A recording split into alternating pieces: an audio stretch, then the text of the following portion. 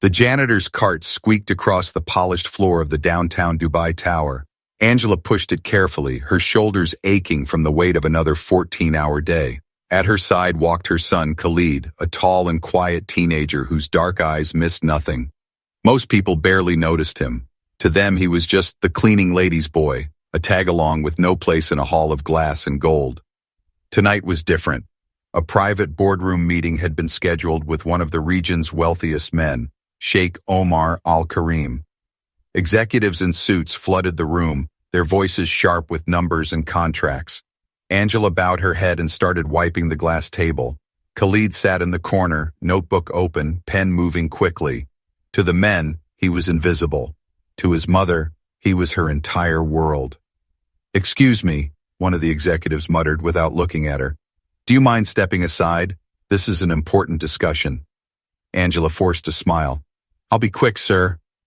Her cheeks burned, but she kept scrubbing. She was used to being dismissed. What she feared most was that her son would grow used to it too. Khalid listened quietly. His notebook wasn't filled with doodles. It was covered in columns, Spanish words beside French, Arabic beside Mandarin. He had been teaching himself languages since he was 9. His mind was hungry, his heart relentless. But no one in this boardroom would believe that. The meeting dragged on. Laughter rose at one end of the table as an executive glanced at Khalid. "Why's the boy here? Bored out of his mind, I'm sure." Omar chuckled, his deep voice carrying authority. "At his age, I was sneaking out of school, not sitting in meetings." The men laughed. Khalid looked up calmly. "I'm not bored. I understand most of it." The room erupted. "Understand? At 13? One man smirked. "And what exactly do you understand, boy?" Khalid's fingers tightened around his pen. His voice shook, then steadied.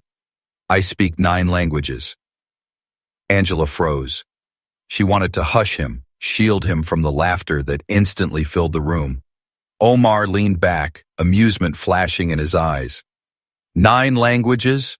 You must mean 9 video games." More laughter. The sting was crueler than words.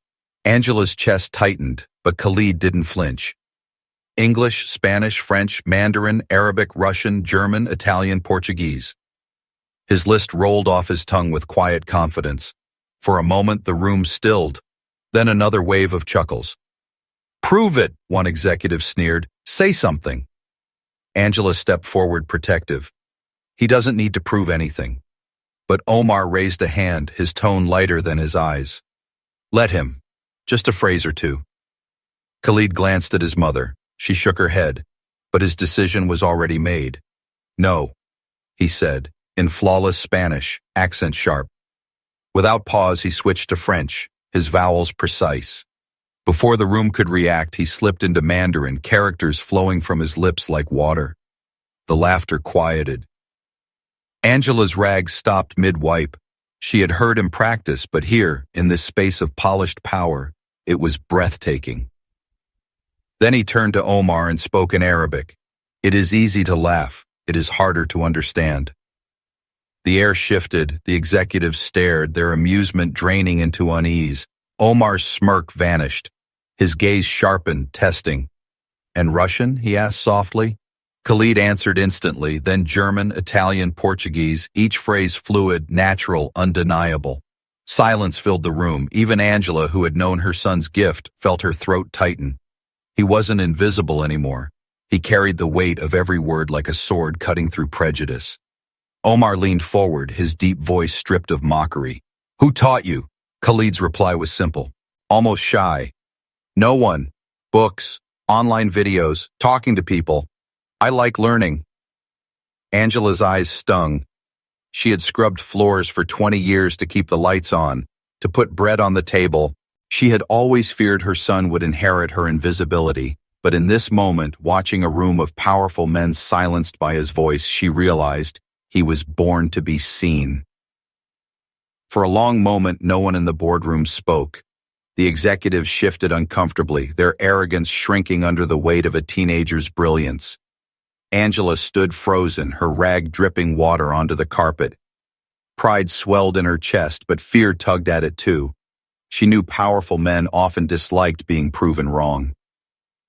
The silence was finally broken by Douglas Keene, a silver-haired executive with sharp eyes and a sharper tongue. He leaned back, folding his arms. "Impressive," he said flatly, "but parroting phrases isn't fluency. Real mastery requires tutors, schools, culture. You expect us to believe a cleaning lady's son achieved this alone?" His words cut like knives. Angela's face burned, but before she could speak, Khalid raised his chin. "I didn't memorize," he said quietly but firmly. "I live these languages every day. I read newspapers. I join online forums. I practice until the words are not foreign anymore." Douglas smirked, dismissive. "Chat rooms and YouTube videos do not make you fluent, boy. Don't embarrass yourself." Omar's dark eyes narrowed. "Careful, Douglas. Dismissing him does not make him small. It makes you small." His voice carried steel. But Douglas pressed on, unwilling to yield his pride. "If he is fluent, let's test him properly. No rehearsed phrases, no time to prepare. Right here, right now." Angela's stomach dropped. She wanted to pull Khalid away to shield him from humiliation, but when she looked at him, she saw no fear, only quiet resolve. "All right," Khalid said simply. Douglas smirked, then rattled off a rapid sentence in French. His accent was stiff, but the words clear. "If you think speaking a few sentences makes you a genius, you're mistaken." Without hesitation, Khalid translated smoothly. "You said, if you think speaking a few sentences makes you a genius, you're mistaken." The room went still. Douglas's smirk faltered, but he quickly covered it with a dry laugh. "Lucky guess." Omar's lips twitched, the faintest trace of approval. "Try harder, Douglas." The older man's pride burned. He launched into Russian next. "Children should stay silent when grown men are working." Khalid's reply was sharp, his tone calm but cutting. "And grown men should be careful when they underestimate children." A ripple of shock moved through the room. The executives exchanged glances, whispers dying on their lips. Even Angela, who didn't understand Russian, could sense the weight of his words. Douglas slammed his hand on the table. "That proves nothing. Anyone can learn proverbs. True fluency means understanding humor, idioms, culture." Khalid didn't flinch. He switched to German, telling a short anecdote that ended with a perfectly timed pun. Omar burst into genuine laughter, the sound echoing across the room like thunder. The executives blinked, startled. Humor was the hardest thing to fake. "Enough games," Douglas snapped, his face red. "He's a child, and you people are treating him like a prodigy." Angela's heart pounded. She stepped forward, her voice trembling but firm. "Because he is one." Douglas turned on her, his lip curling. "With respect, madam, you scrub floors for a living. You are not qualified to decide what brilliance looks like." The insult hit like a slap. Angela's eyes burned, tears threatening to spill. But before she could reply, Omar's hands slammed down on the table. The sound was sharp, final. "Watch your tongue," he thundered. His eyes blazed as he looked at Douglas. "The work she does keeps this building standing. Without her, you'd be sitting in filth. Respect is not earned by a tit. It is earned by sacrifice, and this woman has sacrificed more than you could imagine." The room fell silent. Angela's throat tightened, her hands trembling. For the first time in her life, someone had defended her in front of men who thought themselves untouchable. Omar turned back to Khalid, his tone gentler now. "Tell me, boy, why languages? Why not sports, games, distractions like other children?" Khalid's answer was simple, yet it carried weight beyond his years. "Because every language is like a key, and if you have enough keys, you can open any door." Angela's eyes filled with tears she could no longer hide. In that single sentence, her son had spoken the truth of his soul and the destiny that lay ahead.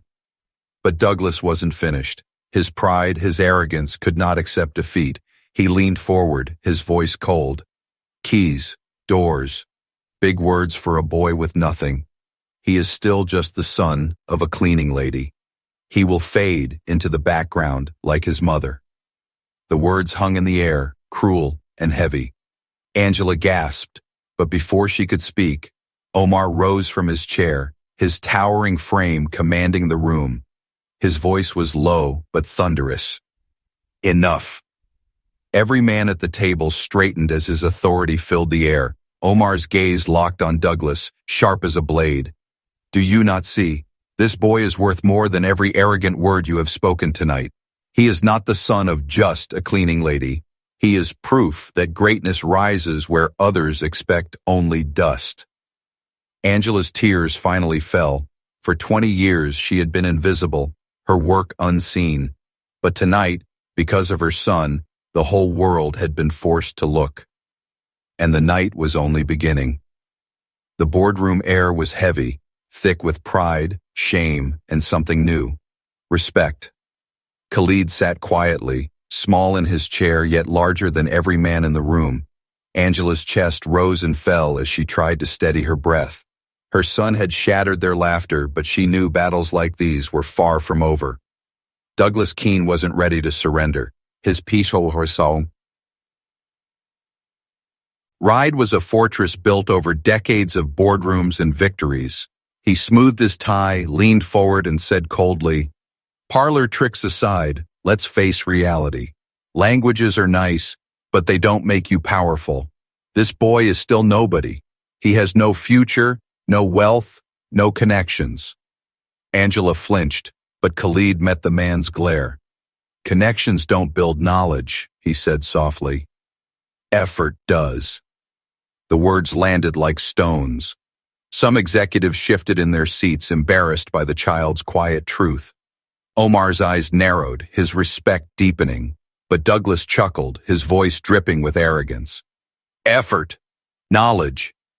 Do you think effort alone puts food on the table? Money does, and this boy has none."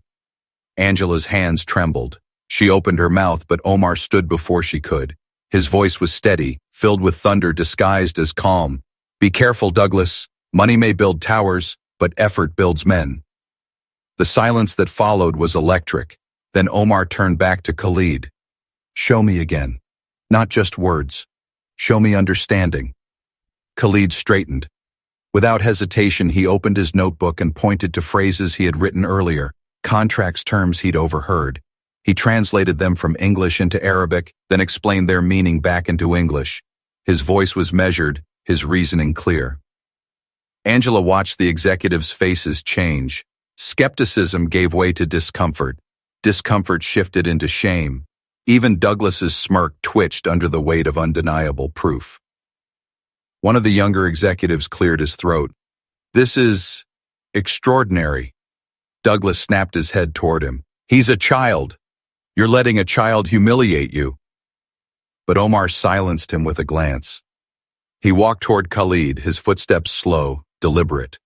When he stopped before the boy, the entire room leaned in.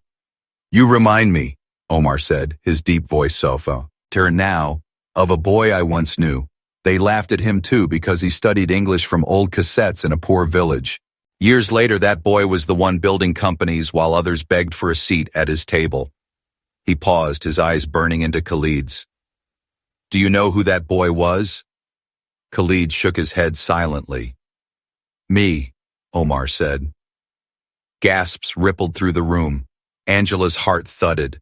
Omar, the billionaire they all feared, had once been the boy they mocked. Douglas stiffened. His arrogance cracked for the first time. "You can't be serious." But Omar raised his hand, silencing him. "Never underestimate the silent ones. They often grow into giants." He turned back to Khalid. "Tell me, boy, what do you dream of?" Khalid hesitated. His mother's eyes met his, urging him to speak his heart. "I dream of a life where no one is invisible," he whispered. "Where people like my mom aren't looked down on because of their work. Where every key I hold opens a door for someone else too." Angela's tears spilled freely now. She had raised her son to be humble, kind, but hearing his dream aloud broke her. Not from sadness, but from pride so fierce it shook her. The room was silent. Some executives shifted uncomfortably, their wealth suddenly feeling smaller in the face of such purity. But Douglas would not stop. His pride was poison, and poison always seeks to spread. He sneered. "Big dreams for someone who cleans floors. Keys and doors won't change blood. He will always be the son of a servant, and the world will treat him as such." Angela gasped. the cruelty cutting deeper than ever. Her knees weakened. But before she could collapse under the weight of shame, Omar's voice roared like thunder. Enough! His fist struck the table, glasses rattling, his eyes blazed with fury. Do you not see the ignorance of your words? You measure worth by blood, but greatness is measured by spirit, and this boy's spirit is wealth beyond yours. The room froze. Douglas's face turned pale, his art on, Ogance finally cracking under the storm. Omar bent slightly, placing a hand on Khalid's shoulder. His voice lowered, but it carried to every corner of the room. You are not the son of just a cleaning lady. You are the son of resilience, the son of sacrifice. And one day, the world will know your name. Angela covered her face, sobbing quietly. For years she had endured invisibility. Tonight, her son's voice had forced the powerful to see her, not as a shadow, but as the root of something extraordinary. And while Douglas seethed in silence, the rest of the room sat in awe. The balance of power had shifted. The boy they mocked had become the center of the storm, and the storm had only begun. The room sat in a tense silence. Omar's words still echoed, but Douglas's pride had not died. His jaw tightened, his silver watch glinting under the lights as he leaned forward again. Respectfully, Sheikh Omar, a child's tricks do not change reality. Business is not won with clever phrases. It is won with money, with bloodlines, with status, and this boy has none. Angela clenched her fists. Every insult cut at her heart, but before she could speak, Khalid lifted his eyes. Status doesn't teach you how to listen. Money doesn't give you wisdom. Respect is earned, not inherited. Gasps flickered across the table. Some executives shifted, avoiding eye contact. It was one thing for a man to challenge Douglas, but for a boy to expose him? That was humiliation. Douglas's face darkened. You dare lecture me? A boy who follows his mother's mop? Angela felt tears rise, but Omar's hand lifted to silence her. His gaze remained steady on Douglas. Careful. The last man I saw mock a child's gift now runs errands for the same child he insulted. Douglas faltered, but anger surged stronger. Even if he is clever, what future does he have? Do you plan to make him your heir, Sheikh Omar? He is nothing. Khalid's voice broke through before Omar could respond. I am not nothing. My mother worked 2 jobs so I could read, and she went hungry so I could learn. If I am nothing, then her sacrifice is nothing, and I refuse to believe that. Angela gasped softly. Her son's words pierced her deeper than any insult ever could. Pride and pain mixed until she could no longer hold back her sobs. For a moment, the executives looked away in shame, but Douglas, desperate, pressed harder.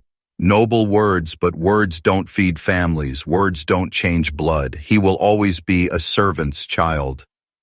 The cruelty snapped something in Angela. For years she had endured silence, but no more. She stepped forward, her voice trembling but fierce. Yes, I scrub your floors. Yes, I wipe your tables.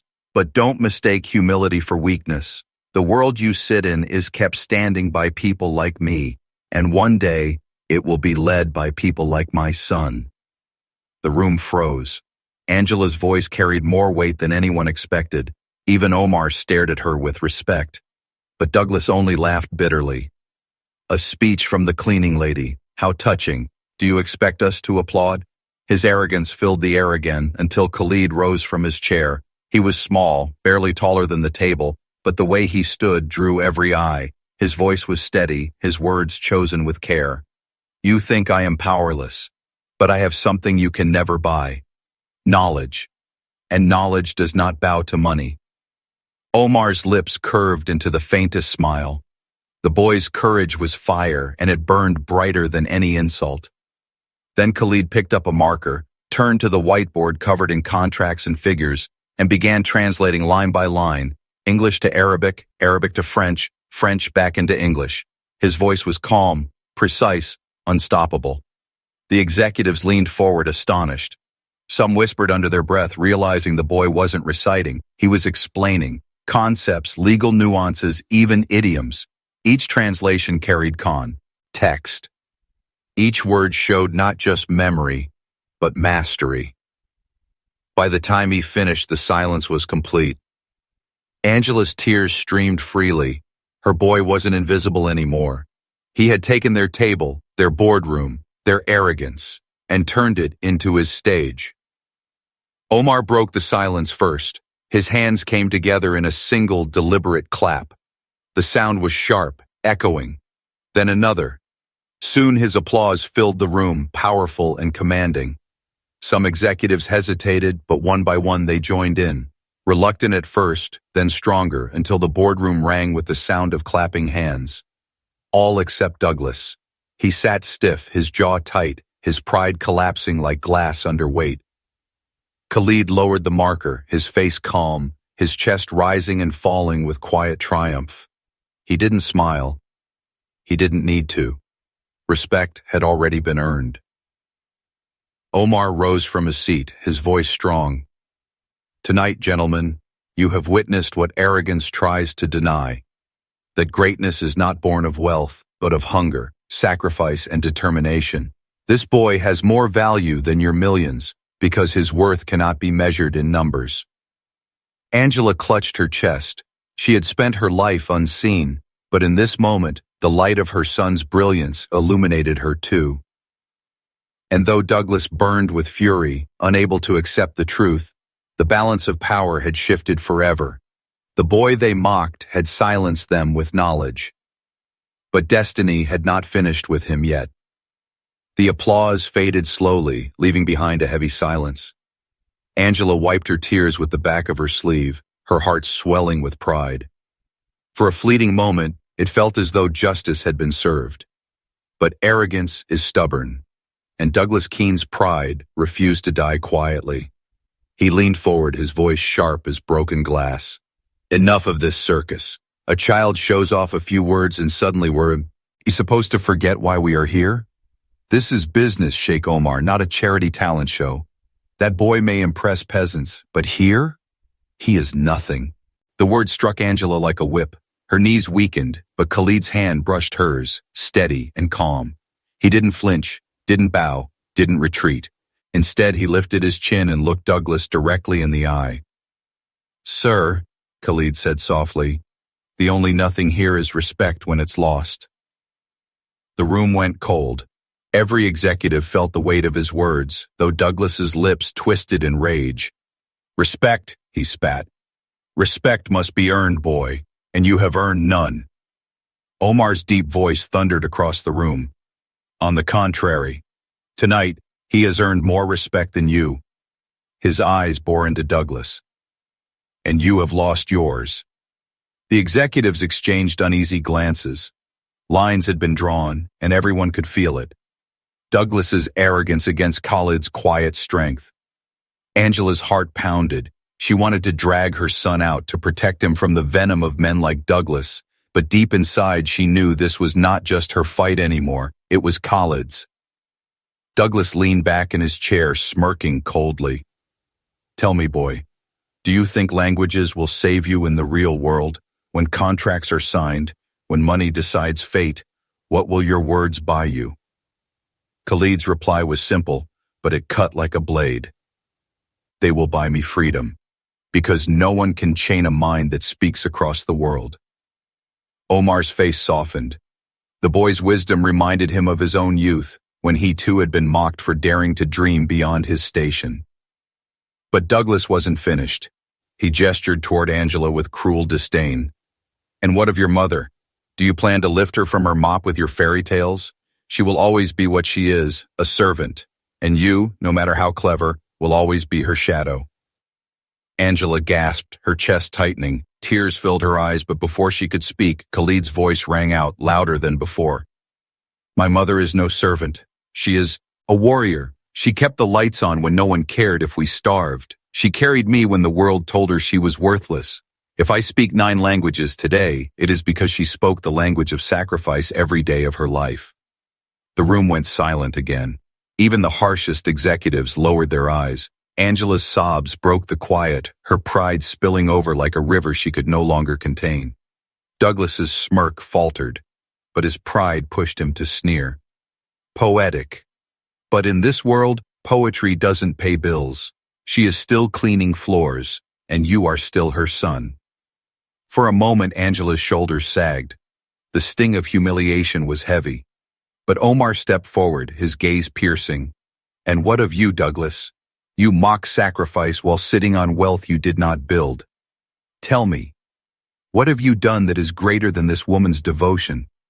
What legacy will you leave that is stronger than this boy's brilliance? Douglas's mouth opened, but no words came.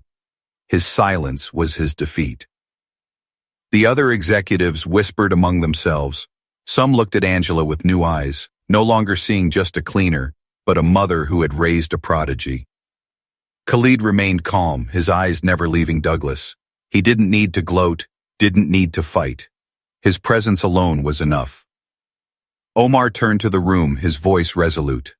Gentlemen, tonight we came to discuss contracts, but contracts can wait. What we have witnessed is more valuable than profit, a lesson in humility, a reminder that greatness does not wear a suit, it often wears rags. Angela covered her face, overwhelmed. For the first time, her life of invisibility had been pierced by light. Her son had forced the powerful to see her. But while the room simmered with awe, Omar's gaze lingered on Khalid with something deeper, curiosity, respect, recognition. He saw himself reflected in the boy. And though Angel, they could not yet know it, the greatest revelation was still ahead. A truth buried in bloodlines, waiting to explode. The boardroom had grown heavy with silence, the kind that makes men shift in their seats and swallow words they no longer believe. Angela stood trembling, caught between pride and fear. Khalid sat calmly, though the storm of humiliation and defiance had already reshaped the night. Omar finally spoke, his voice low but commanding. Douglas, I will not tolerate another word of disrespect. You've mocked a woman's sacrifice and a boy's brilliance. Tonight you revealed not Khalid's weakness, but your own. The executives murmured in agreement. The once unshakable Douglas Keene looked smaller now, his arrogance cracking under the weight of truth. Still he sneered, clinging to pride. So what? The boy is clever. But cleverness without power is meaningless. He is still just a cleaning lady's son. Angela's heart clenched. The words were cruel, meant to chain her son to invisibility forever. She braced herself for Khalid's pain, but Khalid only looked at Douglas, calm and steady. Is that all you see? Khalid asked softly. Then perhaps you should open your eyes wider. Omar's lips twitched into the faintest smile. He turned toward Angela now, his tone gentler. Forgive me, madam, I must ask, what is your full name? Angela hesitated, her cheeks warm. She had spent her life unseen, rarely asked such questions in rooms like this. Angela Porter, she whispered. And the boy? Omar pressed. Khalid Porter, she said, her voice shaking. At the sound of the name, Omar's eyes narrowed. His breath caught, and for the first time the powerful billionaire looked unsettled. He turned sharply to Khalid. Your father. Tell me his name. Angela stiffened, panic rising in her chest. For years she had avoided this question, protecting her son from truths too heavy. But now, under the weight of so many stares, she could not lie. Tears welled in her eyes as she whispered, his father was Malik Al-Karim. The room erupted in gasps. Douglas blinked, stunned. The executives exchanged frantic looks. Omar froze, his jaw tightening. Malik Al-Karim, his own late brother. The truth landed like thunder. Angela's tears fell freely now. I never spoke of it. Malik loved me, but his family, they would not accept me. I raised Khalid alone, scrubbing floors, working nights, doing whatever I could so he would never feel abandoned. I never wanted pity, only a chance for him to stand tall. The room was electric. Khalid's dark eyes widened, staring at Omar. He understood now why the man's gaze had carried something more than curiosity. Omar stepped closer, his towering figure suddenly softer. His voice trembled with memory. You are Malik's son, my nephew. Gasps rippled again. The boy they had mocked as nothing, The cleaning lady's boy, was blood of the same family they had bowed to all evening. Douglas's face drained of color. His lips parted, but no words came. For the first time, he was truly powerless. Angela sobbed, covering her face, torn between shame and relief. She had carried this secret for years, fearing rejection. Yet here, in the very place her son was mocked, the truth had become his crown. Omar placed a hand on Khalid's shoulder, his voice steady now. I laughed at you earlier. I doubted you. But tonight, you proved yourself. Not because of blood, not because of Malik, but because of who you are. You are extraordinary. Khalid swallowed hard, his voice quiet but strong. I don't need to be anyone's heir. I just want to be myself, and I want the world to respect my mother. Angela broke into tears again. Her son, always thinking of her first. Omar nodded slowly, his eyes glistening. Then so it shall be. From this night on, no one will mock you. Not in this boardroom. Not anywhere. He turned, his voice booming toward the stunned executives. Remember this moment. Tonight you laughed at a boy, and tonight that boy humbled you all. He is proof that greatness comes not from privilege, but from resilience, from humility, from sacrifice. Every man at the table lowered his head. Even Douglas, his pride shattered, had no choice but to remain silent. Angela clutched her son's hand, her tears falling freely. For 20 years she had lived invisible. Tonight, her son's light had made the world see her worth. Khalid stood taller, no longer the quiet boy in the corner, but a young man carrying the dignity of his mother and the legacy of his father. And in that boardroom, where arrogance had once ruled, instant karma had been served.